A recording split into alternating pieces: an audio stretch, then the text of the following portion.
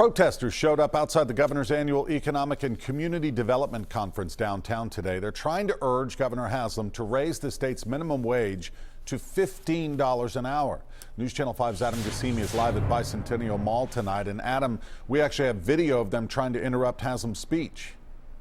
Yeah, that's right, Rory. A small group was able to sneak inside and heckle the governor at least twice, but really had very little impact on trying to interrupt or stop the event. Still, they highlight what has become a national debate.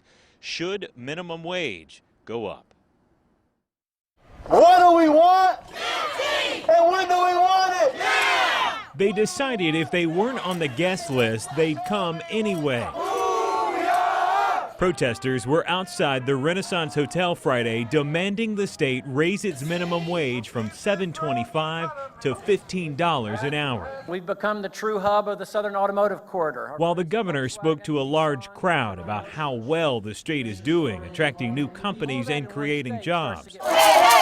Diamond Jackson says she works at McDonald's and drove here from Knoxville to explain to the governor why it simply isn't enough. You can't make it, can't get what you need, can't get by. People have kids, they can't support their kids. Everybody, we need the 15. Some even made it inside, trying twice to change the topic of the luncheon. Haslam ended up thanking them for coming, but continued with his speech. If you look at the states that have done it versus states that haven't and what's happened to the average wage, it hasn't moved very much. Afterwards, he said some of those protesting say capitalism is to blame. The comment I would make is capitalism in this country has produced one of the best standards of living that the world has ever seen. And while it's not perfect and there are issues, I'd urge you to compare it to any other system. It isn't likely Tennessee will see the minimum wage spike to $15 anytime soon. But for those who live well below that, they hope state leaders know it's important enough to try to crash a party. So we can let them know we're serious, that we really want this, that we really care, and this means something to all of us.